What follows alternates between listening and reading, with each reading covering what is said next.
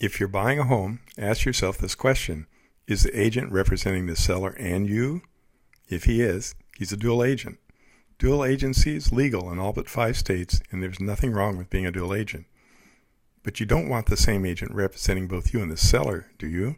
Human nature is just going to tell you. Maybe he's just going to lean one way or the other. In fact, under the laws of agency, this agent must favor the seller's best interest. Traditional agents represent buyers and sellers at the same time. I never represent sellers. My brokerage is called an exclusive buyer's agency. A simple way to think about an exclusive buyer's agency is an agency that counts homes bought, not homes sold. They're a buyer's advocate. They're what buyers need today. What is an exclusive buyer's broker, though? It's the practice of representing only buyers in a transaction. The company never lists a seller's property and thus never has a seller as a client. Why should exclusive buyer's brokers matter to you? Let me give you the most significant reason. We work 100% in your best interest. How do you know when you're dealing with a seller's agent? It's important to know because a seller's agent is contractually committed to special duties to the seller. For example, there will be occasions when your agent cannot share things with you. These are all specified under the laws of agency. Let's look at an agency being formed between seller and listing broker. The seller says, "You're authorized to act on my behalf to create a legal relationship with the buyer of my home." "I understand," says the broker. "I will be working under your control and on your behalf." The broker then announces to all his agents, "You must be loyal and keep our client's best interests ahead of those of any other party." All the agents now are agents of the broker and through the broker to the seller. Let's follow the money in a real estate transaction. It adds clarity to how dual agencies are formed. The listing broker and the listing agent retain half of the commission and place the home on the multiple listing service. The other half is compensation for finding the buyer. Now, any of hundreds of brokerage and their thousands of agents can sell the home. The listing broker and the listing agent will both get their commission regardless of who sells the home. This is why some leading agents focus the majority of their time on finding more listings. It is not uncommon for an agent working for the listing broker to sell an agency listing. When the listing broker is also the selling broker, you have a dual agency. If the listing agent sells his or her own listing, it's called double siding, as they get both sides of the commission.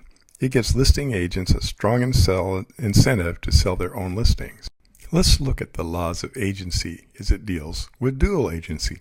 If a buyer is shown property listed with a broker, buyer consents to broker becoming a dual agent, representing both buyer and seller in respect to those properties. If you like an agent working within a brokerage but don't want to deal with dual agency, it is possible under this statement. Buyer understands that this election will prevent broker from showing buyer those properties that are listed with broker's firm or from representing buyer in connection with those properties. It is an unlikely option with most agents. They're likely to ask you to also consider the company's listings and thus deal with the possibility of dual agency. I believe you should beware of dual agency. Why would you hire an agent that represents the sellers when you want to buy? Here's the challenge. A dual agent owes his or her client a duty of loyalty, obedience, disclosure, confidentiality, financial responsibility, and reasonable care and diligence. It's easy to understand how all of these duties would apply to an agent's seller or to an agent's buyer, but to both at the same time. For your agent to work in your best interest, your agent would have to work against the seller's interest, violating the law of dual agency.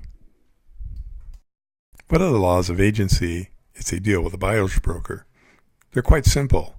Since the entire brokerage firm only represents buyers and does not list property, in any resulting transaction, the broker will be the exclusive agent of buyer and not a dual agent also representing a seller.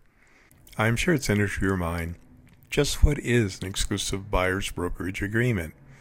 Exclusive buyer's brokerage put their promises in writing, outlining how they protect and represent you in a higher manner than a typical agent. Yes, we enter a contract and I become your exclusive agent, but only for a home based on a clearly defined criteria and within a specific geography. I want to thank you for viewing this video. I hope you found it informative and helpful in making a decision about retaining a buyer's broker.